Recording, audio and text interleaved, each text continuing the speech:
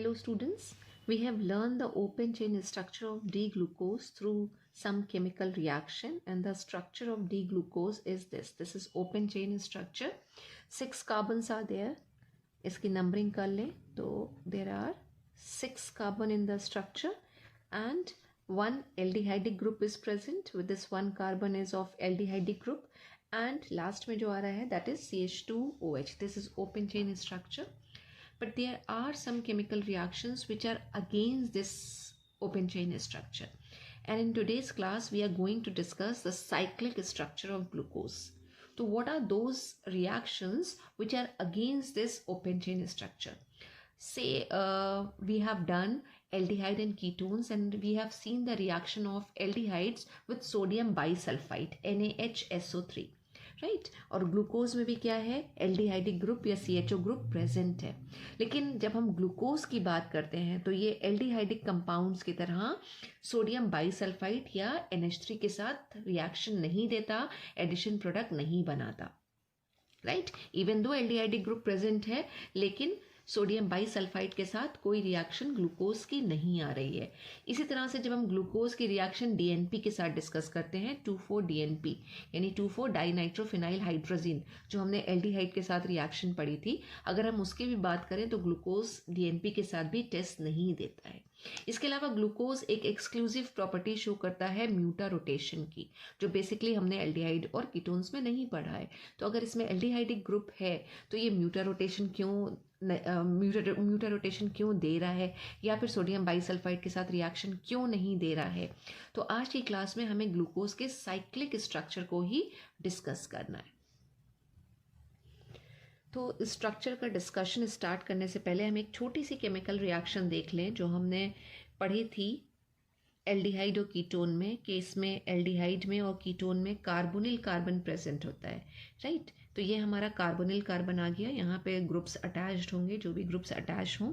अब ये double bond का अगर इलेक्ट्रॉन्स हैं और ये ऑक्सीजन की तरफ मूव करते हैं तो as a result of which क्या होगा, कार्बन के ऊपर पॉजिटिव चार्ज और ऑक्सीजन के ऊपर नेगेटिव चार्ज आ जाएगा. राइट अब कार्बन के ऊपर अगर पॉजिटिव चार्ज आ रहा है तो ये कार्बन क्या हो जाएगा, इसको हम बोलेंगे इलेक्ट्रॉन डेफिशिएंट हो जाएगा. तो ये किसकी तरह बिहेव करेगा, ये इलेक्ट्रोफाइल की तरह बिहेव करेगा. इलेक्ट्रोफाइल न्यूट्रल भी होते हैं और पॉजिटिव चार्ज भी होता है.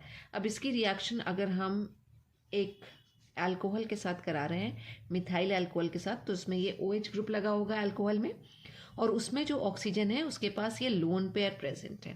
राइट और ये लोन पेयर क्या करेगा, ये अपने कार्बन को डोनेट करेगा. कुछ ऑर्गेनिक केमिस्ट्री में ऐसी ही रिएक्शंस होती हैं. और अगर ये इलेक्ट्रॉन पेयर डोनेट कर रहा है तो ये न्यूक्लियोफाइल की तरह बिहेव कर रहा है. न्यूक्लियोफाइल तो हमें पता है कि ऑर्गेनिक केमिस्ट्री में यही रिएक्शंस होती हैं कि जो इलेक्ट्रॉन रिच स्पीशीज़ हैं वो इलेक्ट्रॉन डेफिशिएंट सेंटर्स पे अटैक करती हैं और बॉन्ड का फॉर्मेशन करती हैं. तो यहाँ पे भी क्या होगा, बॉन्ड का फॉर्मेशन होगा. किसके किसके बीच में बॉन्ड बन रहा है, कि जो ऑक्सीजन एटम है ये कार्बन एटम को बॉन्ड इलेक्ट्रॉन्स डोनेट कर रहा है, तो जो बॉन्ड फॉर्मेशन होगा वो भी ऑक्सीजन और कार्बन के बीच में होगा. और जब ऑक्सीजन और कार्बन के बीच में होगा तो ये तो स्ट्रक्चर हमारा बना हुआ था. इसके साथ ऑक्सीजन है, पाई इलेक्ट्रॉन्स मूव कर चुके हैं तो यहाँ पे क्या होगा, सिंगल बॉन्ड बचेगी. हम इसको यहाँ सिंगल बॉन्ड इस तरह से दिखा देते हैं और इसके ऊपर नेगेटिव चार्ज आ जाएगा क्योंकि ये क्या कर रहा है, इलेक्ट्रॉन पेयर लेके जा रहा है. और बाकी ये जो है पूरा का पूरा ग्रुप ये ऑक्सीजन के थ्रू कार्बन से जुड़ेगा. तो ये ऑक्सीजन एटम आ गया जिसके थ्रू जोड़ रहा है और बाकी इस ऑक्सीजन के साथ एक CH3 लगा हुआ है और एक H लगा हुआ है. अब इसने अपना इलेक्ट्रॉन पेयर डोनेट किया है तो इस ऑक्सीजन के ऊपर क्या होगा, पॉजिटिव चार्ज आ जाएगा. तो कुछ ये स्ट्रक्चर हमारे पास बन के आ रहा है. अब हमें चार्जेस को ख़त्म करना है. नेगेटिव चार्ज को ख़त्म करना होता है तो हम क्या करते हैं, वहाँ दिखा देते हैं कि प्रोटॉन एक्सेप्ट हो रहा है. और पॉजिटिव चार्ज को अगर वैनिश करना होता है तो हम ये दिखा देते हैं कि वहाँ से H+ डोनेट हो रहा है. और अगर ये पूरा प्रोसेस हो जाएगा तो हमारे पास क्या बन के आ रहा है, रिजल्टेंट अगर हम बात करें तो कुछ ये स्ट्रक्चर हमारे पास आ रहा है. दिस ये हो गया. ऑक्सीजन का नेगेटिव चार्ज वैनिश करने के लिए हमने यहाँ प्रोटॉन एक्सेप्ट करा दिया, H आ गया. और यहाँ से ऑक्सीजन के ऊपर पॉजिटिव चार्ज वैनिश करने के लिए ये हम यहाँ से पूरा का पूरा क्या करेंगे, H+ को डोनेट करा देंगे. तो ये क्या हो जाएगा हमारा O और इसके साथ CH3. और जो प्रोटॉन यहाँ से निकला था वो प्रोटॉन यहाँ ऑक्सीजन एक्सेप्ट कर लेगा. तो कुछ ये कंपाउंड हमारे पास बन के आ गया. और अगर आपको याद हो इसको हमने क्या बोला था, हमने इसको बोला था हेमी एसिटल. हेमी एसिटल बन के आ रहे हैं।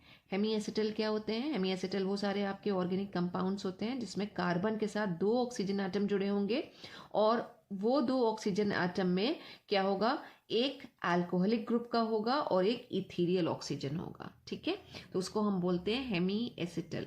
तो एक रिंग का फॉर्मेशन हो रहा है, हेमी एसिटल रिंग बन रही है। ऐसी ही कुछ रिएक्शन ग्लूकोज में भी होती है। अगर हम ग्लूकोज का यहाँ पे स्ट्रक्चर बनाते हैं, फिर से बनाएं और उसमें दिखाएं कि ये कार्बन हमारा यहाँ पे प्रेजेंट है और उसके बाद 1 2 3 और 4, राइट। फिशर प्रोजेक्शन फॉर्मूला की हमने बात करी थी और ये आ जाएगा CH2OH। ये कार्बन जो है वो एल्डिहाइडी ग्रुप का कार्बन है, CHO आ गया यहाँ पे। और बाकी जब हम ग्रुप लगाते हैं तो हमें पता है OH, जब हम डी ग्लूकोज की बात करते हैं HOH, इसके सामने H, OH, H और H, ये डी ग्लूकोज आ रहा है। कुछ ऐसे ही हेमी एसिटल बनाएगा। किस तरह से हेमी एसिटल ये बनाएगा? ये कार्बोनिल ग्रुप का कार्बन ऑक्सीजन है, जैसे हमने यहाँ दिखाया था, ये पाई इलेक्ट्रॉन्स मूव कर रहे हैं, ऐसे यहाँ पे भी होगा, ये पाई इलेक्ट्रॉन्स मूव करेंगे, राइट। और ये जो H है यहाँ पे, ये H मूव करके चला जाएगा इधर इस ऑक्सीजन के पास, इससे जुड़ जाएगा। और ये जो ऑक्सीजन एटम बचा ये क्या करेगा, इस कार्बन, क्योंकि कार्बन के ऊपर पॉजिटिव चार्ज आएगा, इस कार्बन के साथ जुड़ जाएगा। और जो रिजल्टेंट स्ट्रक्चर बन के आएगा, अगर हम वो रिजल्टेंट स्ट्रक्चर यहाँ पे बना लें तो कुछ इस तरीके का हमारा रिजल्टेंट स्ट्रक्चर होगा। दिस कार्बन और इसके साथ ये OH आ गया, राइट। और ये हाइड्रोजन एज इट इज़ रहा और बाकी भी CHOH, हम पूरा ये इस तरह से लिख लेते हैं, इधर ऐसे ड्रॉ कर रहे हैं या फिर इस तरह से ड्रॉ कर रहे हैं, CHOH, 3 CHOH as it is हो गए। उसके बाद ये जो कार्बन है, जो 5th वाला हमारा कार्बन था, इसके साथ एक H तो था और बाकी जो एक ऑक्सीजन है वो देखिए क्या कर रहा है, इसके साथ रिंग का फॉर्मेशन कर रहा है। इस कार्बन के साथ जो एल्डिहाइडिक ग्रुप वाला कार्बन था उसके साथ रिंग बना रहा है और ये आ गया CH2OH। तो जो अभी हम केमिकल रिएक्शंस की बात कर रहे थे कि एल्डिहाइडिक ग्रुप होने के बाद भी ग्लूकोज कुछ वो रिएक्शंस नहीं शो कर पा रहा है जो एल्डिहाइडिक ग्रुप या एल्डिहाइड शो करते हैं। जैसे अगर हम एक एल्डिहाइडिक कंपाउंड ले लें, फॉर्मल्डिहाइड या एसिटल्डिहाइड, तो वो DNP के साथ टेस्ट देगा, वो आपका अमोनिया के साथ टेस्ट देगा, सोडियम बाईसल्फाइड यानी कि NaHSO3 उसके साथ टेस्ट देगा, लेकिन ग्लूकोज नहीं दे रहा है। एल्डिहाइडिक ग्रुप प्रेजेंट है लेकिन तब भी नहीं दे रहा है, तो उसका रीज़न यही है कि ग्लूकोज में फ्री एल्डिहाइडिक ग्रुप नहीं होता है। यहाँ एक रिंग का फॉर्मेशन हो रहा है, हेमी एसिटल बन रहा है और ग्लूकोज में और फ्रक्टोज में दोनों में ही इस तरीके की रिंग बनती है, राइट। अब ये जो स्ट्रक्चर बन के आ रहा है यही ग्लूकोज का क्या है, साइक्लिक स्ट्रक्चर है। और ये स्ट्रक्चर जो है इसको हम बोलते हैं hemiacetal form of glucose, hemiacetal form. यही अगर हमारा फ्रक्टोज होता तो वहाँ पे क्या बनता, वहाँ पे हेमी कीटल रिंग आती। क्यों? क्योंकि फ्रक्टोज में कीटोनिक ग्रुप प्रेजेंट होता है और ग्लूकोज में एल्डिहाइडिक ग्रुप प्रेजेंट होता है, राइट। अब यहाँ पे अगर हम ग्लूकोज को देखें, जो ये स्ट्रक्चर हमारा था, यहाँ एल्डिहाइडिक ग्रुप भी प्रेजेंट है, अल्कोहल भी प्रेजेंट है, दोनों ग्रुप प्रेजेंट है, राइट। और जो सेकेंड लास्ट कार्बन था, ये वाला हमारा सेकेंड लास्ट कार्बन था, तो इस सेकेंड लास्ट कार्बन वाला जो OH ग्रुप है वो क्या करेगा, एल्डिहाइडिक ग्रुप पे अटैक करता है और ये ग्लूकोज का एक रिजल्टेंट स्ट्रक्चर बन गया जिसको हम साइक्लिक स्ट्रक्चर या hemiacetal form of glucose बोल रहे हैं। अब अगर हम बात करें तो जो एल्डिहाइडिक ग्रुप है, ये एल्डिहाइडिक ग्रुप क्या होता है, प्लेनर होता है। तो ये जो OH ग्रुप है ये प्लेन के ऊपर और प्लेन के नीचे दोनों साइड से अटैक कर सकता है। और जब दोनों साइड से अटैक होता है तो ग्लूकोज के 2 आइसोमर्स बन के आते हैं, एक अल्फा डी ग्लूकोज और दूसरा beta D glucose. Isomers means chemical formula same होगा लेकिन स्ट्रक्चर डिफरेंट आएंगे। तो ये डी ग्लूकोज है और डी ग्लूकोज में जब हेमी एसिटल रिंग का फॉर्मेशन हुआ और उसमें अगर जो OH है, ये OH ये अगर राइट हैंड साइड में है, राइट हैंड साइड में अगर प्रेजेंट है, हम दिखा रहे हैं, तो हम इसको बोलते हैं अल्फा डी ग्लूकोज। तो अल्फा डी ग्लूकोज में जो OH ग्रुप होगा वो राइट हैंड साइड में प्रेजेंट होगा। इसी तरह से जो दूसरा आइसोमर बन के आ रहा है beta D glucose, beta D glucose में जो OH ग्रुप होगा वो लेफ्ट हैंड साइड में प्रेजेंट होगा, ठीक है। तो दो डिफरेंट आइसोमर्स हैं और दोनों की प्रॉपर्टीज़ भी अलग अलग होती हैं। हम यहाँ पे स्पेसिफिक रोटेशन की बात करेंगे। तो जो अल्फा डी ग्लूकोज है, जब हम उसके स्पेसिफिक रोटेशन की बात करते हैं, अभी हम डेफिनेशन पर आते हैं कि स्पेसिफिक रोटेशन की डेफिनेशन क्या होती है। तो अल्फा डी ग्लूकोज का स्पेसिफिक रोटेशन होगा 110 डिग्री और जो बीटा डी ग्लूकोज है उसका स्पेसिफिक रोटेशन आता है अप्रॉक्सीमेट 19.7 डिग्री। तो दोनों डिफरेंट आइसोमर्स हैं, दोनों की प्रॉपर्टीज अलग होती हैं, दोनों का केमिकल फॉर्मूला सेम है, लेकिन दोनों के स्ट्रक्चर में डिफरेंस आ रहा है, राइट। और स्ट्रक्चर में डिफरेंस क्यों आ रहा है, हमने कहा कि जो ये 5th कार्बन है इसका जो OH जब कार्बोनिल कार्बन पे अटैक कर रहा है, तो अगर वो प्लेन के ऊपर से अटैक हो रहा है या प्लेन के नीचे से अटैक हो रहा है, इसके बेसिस पे दो डिफरेंट आइसोमर्स बन के आते हैं। और इस स्ट्रक्चर में अगर हमारा OH राइट हैंड साइड है तो उसको हम बोल देते हैं अल्फा डी ग्लूकोज, और अगर OH लेफ्ट हैंड साइड में है तो वो हो जाता है बीटा डी ग्लूकोज। तो जो ग्लूकोज है, ठीक है, ओपन चेन स्ट्रक्चर तो उसका एक तरह का है, लेकिन जब उसका साइक्लिक स्ट्रक्चर दो तरह से आ रहा है, ठीक है। ये दोनों स्ट्रक्चर हमारे पास बने हुए हैं और दोनों के ही नाम अलग हैं। एक को हम अल्फा डी बोल रहे हैं ग्लूकोज और दूसरे को बीटा डी ग्लूकोज। तो ओपन चेन स्ट्रक्चर एक तरह का है, लेकिन साइक्लिक स्ट्रक्चर दो तरह के हैं। अब ये जो दो आइसोमर बन के आ रहे हैं, इनके लिए हम एक और टर्म यूज करते हैं एंड दैट इज एनॉमर्स। ये एनॉमर्स आपसे कभी कभी एग्जाम में 1 मार्क क्वेश्चन में भी पूछ लिया जाता है, व्हाट आर एनॉमर्स। तो अभी हमने बात करी कि जो अल्फा डी ग्लूकोज और बीटा डी ग्लूकोज हैं, ये दोनों जो है स्पेसिफिक रोटेशन शो कर रहे हैं। स्पेसिफिक रोटेशन मतलब प्लेन पोलराइज लाइट को रोटेट करेंगे, ऑप्टिकल एक्टिविटी शो करेंगे, ऑप्टिकल आइसोमेरिज्म शो करेंगे। और ऑप्टिकल आइसोमेरिज्म जो है वो स्टीरियो आइसोमेरिज्म का एक पार्ट है, राइट। स्टीरियो आइसोमेरिज्म 3 तरह से होती है, ज्योमेट्रिकल, ऑप्टिकल और कन्फॉर्मेशनल, राइट। तो यहाँ पे जो है जब हम स्टीरियो आइसोमर्स की बात करेंगे कि जो चेन स्ट्रक्चर है इसके दो हमारे पास स्टीरियो आइसोमर्स बन के आ रहे हैं, और जब ऐसे आइसोमर्स यानी जो pair of isomers stereo isomers हमारे यहाँ पे बन रहे हैं, जो सिर्फ किस में डिफर कर रहे हैं, सिर्फ डिफर कर रहे हैं कॉन्फ़िगरेशन अराउंड फर्स्ट कार्बन। अगर हम देखें बाकी सब सेम है दोनों स्ट्रक्चर में, सिर्फ जो फर्स्ट कार्बन है उसका कॉन्फ़िगरेशन डिफरेंट है। फर्स्ट कार्बन में OH राइट हैंड साइड में प्रेजेंट है और जो ये दूसरा बीटा डी ग्लूकोज बन रहा है इसमें फर्स्ट कार्बन जो है उसमें OH लेफ्ट हैंड साइड में प्रेजेंट है। तो इस तरह से जब हमारे पास पेयर ऑफ स्टीरियो आइसोमर्स आते हैं जो कॉन्फ़िगरेशन में डिफर करें ओनली अराउंड फर्स्ट कार्बन, तो दे आर कॉल्ड एनॉमर्स। हम उनको बोल देते हैं एनॉमर्स, राइट। तो एनॉमर्स की भी डेफिनेशन याद रखिएगा कि anomers are the pair of stereo isomers which differ in configuration only around first carbon और कार्बन नंबर 1, राइट। अब ग्लूकोज म्यूटा रोटेशन शो करता है, तो म्यूटा रोटेशन क्या होता है हम उसको समझते हैं। जो ऑर्डिनरी ग्लूकोज होता है वो बेसिकली हमारा अल्फा ग्लूकोज होता है।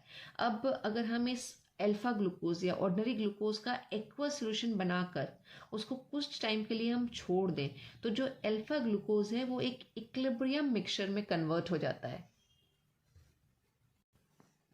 और यही चीज़ अगर हमारे पास बीटा डी ग्लूकोज है तो वो भी एक इक्विलिब्रियम मिक्सचर बनाता है, राइट। तो हमने यहाँ पे लिख रखा है अल्फा डी ग्लूकोज है वो इक्विलिब्रियम मिक्सचर में कन्वर्ट हो रहा है, इक्विलिब्रियम मिक्सचर में चेंज हो रहा है। और अगर रिएक्शन हम बीटा डी ग्लूकोज के साथ करें तो वो भी एक इक्विलिब्रियम मिक्सचर बनाता है। अल्फा डी ग्लूकोज का स्पेसिफिक रोटेशन 110 डिग्री सेल्सियस है, ठीक है। ये डिक्रीज होता है और डिक्रीज होके कितना हो गया 52.5, और बीटा डी ग्लूकोज का जो स्पेसिफिक रोटेशन है वो है 19.7, और ये इंक्रीज होके जो इक्विलिब्रियम मिक्सचर बन के आ रहा है उसका स्पेसिफिक रोटेशन हो जाता है 52.5। तो एक ऐसा प्रोसेस जिसमें क्या हो रहा है, चेंज इन ऑप्टिकल रोटेशन हो रहा है of either form of glucose in aqueous solution is only called mutarotation. तो अगर हम म्यूटा रोटेशन की प्रॉपर डेफिनेशन को बोलें कि क्या है इसकी म्यूटा रोटेशन की डेफिनेशन, तो इसको हम बोलते हैं it is a process which involves the change in the optical rotation of either form of glucose in aqueous solution to that of equilibrium mixture is called muta rotation।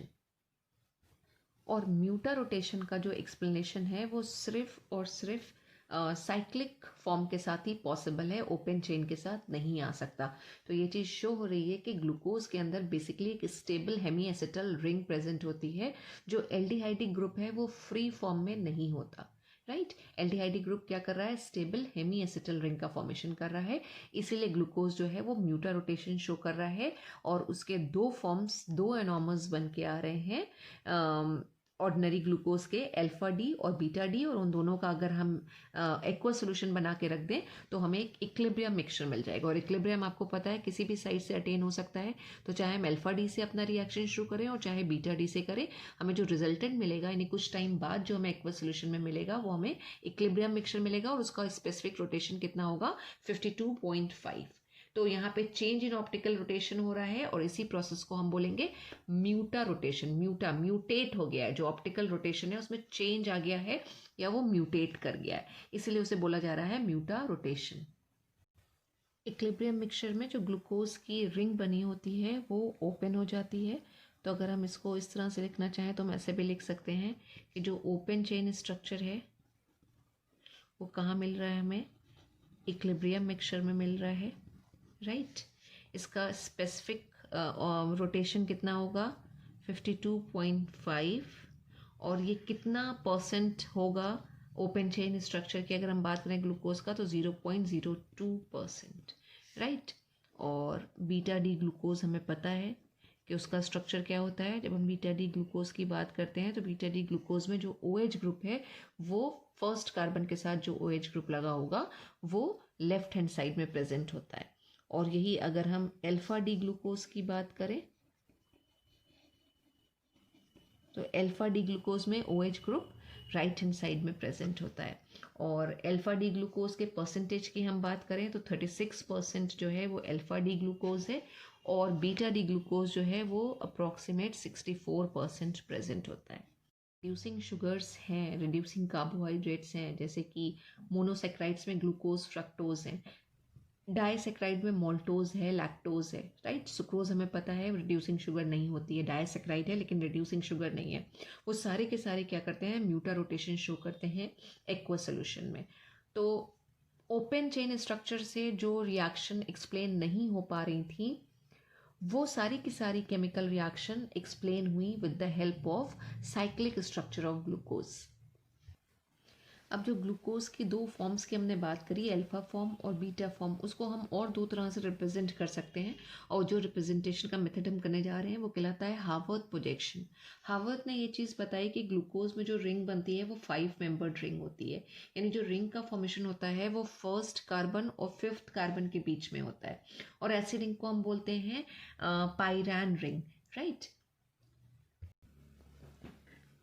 पाइरैन। और जो पाइरैन ring होती है ये आपकी 6 मेंबर्ड रिंग होती है, 6 membered ring का formation होता है। किस तरह की ये रिंग बन के आएगी, तो पाइरैन का स्ट्रक्चर अगर हम ड्रॉ करें तो कुछ ये स्ट्रक्चर आता है, राइट। और ये आ गया ऑक्सीजन और यहाँ डबल बॉन्ड और ये डबल बॉन्ड, तो 5 जो है 1 2 3 4 5 कार्बन एटम है और जो छठा मेंबर है वो है ऑक्सीजन। तो 6 मेंबर्ड रिंग आ रही है, हेट्रोसाइक्लिक रिंग है, तो इस रिंग को हम बोलते हैं पाइरैन रिंग। इसलिए हम अल्फा डी ग्लूकोज को और क्या बोल सकते हैं, हमने लिखा हुआ है अल्फा डी ग्लूकोपैरानोज। अब हम इसका अगर और रिप्रेजेंटेशन करें तो हम किस तरह से हार्वर्थ प्रोजेक्शन के थ्रू या हार्वर्थ प्रोजेक्शन फॉर्मूला कैसे बन के आ सकता है, हम अगर इसी का ही स्ट्रक्चर बनाए तो कैसा स्ट्रक्चर आएगा। ये जो रिंग हमने कहा 6 मेंबर्ड रिंग है, राइट। एक हेक्सागोनल रिंग का अगर हम फॉर्मेशन करें, ये कुछ रिंग आ रही है,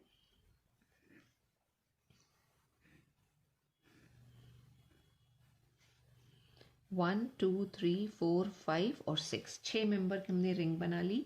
अब हमें इसी स्ट्रक्चर को रिप्रेजेंट करना है, हम ये एरो नहीं बनाते हैं, हम इसको करते हैं ये इक्विवेलेंट जो स्ट्रक्चर बन के आ रहा है इसकी बात कर रहे हैं। अब स्ट्रक्चर किस तरह से ड्रॉ होगा, बहुत सिंपल है। आपको क्या करना है, जो राइट हैंड साइड वाले ग्रुप हैं, ठीक है, उनको नीचे, मतलब कुछ इस तरह से हमने ये लाइन्स बना ली, हमें ग्रुप को प्लेस करना है। तो जो राइट हैंड साइड में ग्रुप है उनको हम नीचे लगाएंगे और जो लेफ्ट हैंड साइड में ग्रुप है उनको हम ऊपर लगाएंगे। यानी अगर हम फर्स्ट कार्बन की बात करें तो इसमें ये OH राइट हैंड साइड में है, अगर ये OH राइट हैंड साइड में तो यहाँ नीचे चला जाएगा और H लेफ्ट हैंड साइड में है, ये ऊपर चला जाएगा। अब जो सेकेंड कार्बन है इसमें देखिए OH दोनों सेम साइड में आ रहे हैं और सेम साइड में होने के साथ साथ OH कहाँ पे है, ये राइट हैंड साइड में प्रेजेंट है, राइट। तो हमें से क्या करना है, ये नीचे लिख देना है। इससे क्या हुआ, ये OH और OH जो है वो सेम साइड में भी आ रहे हैं। बस ऐसे ही हम सब ग्रुप लगाते चलेंगे। ये H यहाँ नीचे था तो ये OH ऊपर हो जाएगा।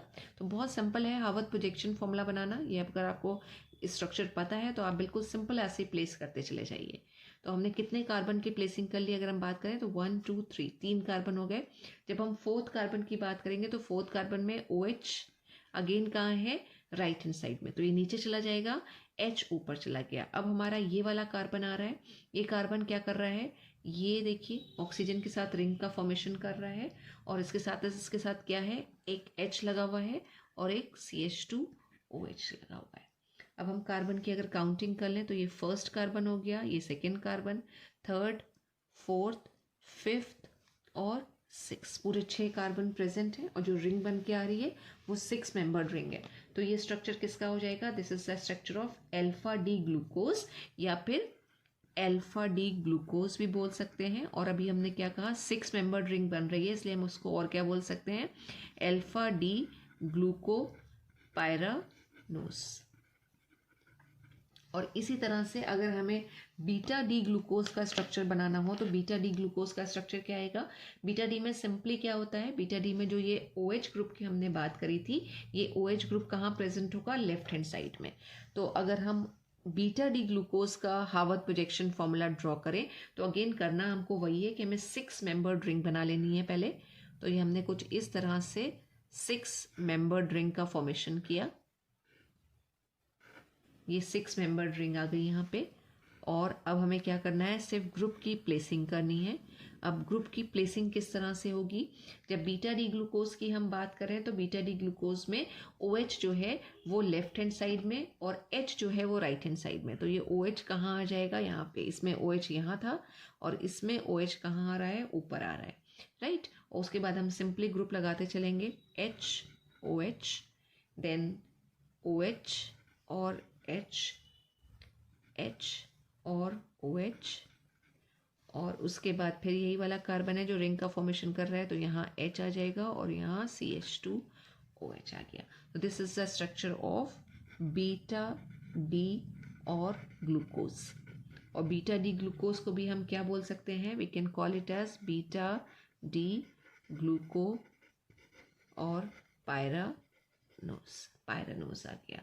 कार्बन को उसमें भी अगर हम काउंट करें तो starting from this is the first carbon, second carbon, third, fourth, fifth और 6th कार्बन। तो these are the 2 formulas of 2 forms of D glucose, alpha D and beta D glucose. और इसको हम बोलते हैं Haworth projection formula to represent the molecules or anomers or isomers or stereoisomers of ordinary glucose. Thank you so much, students.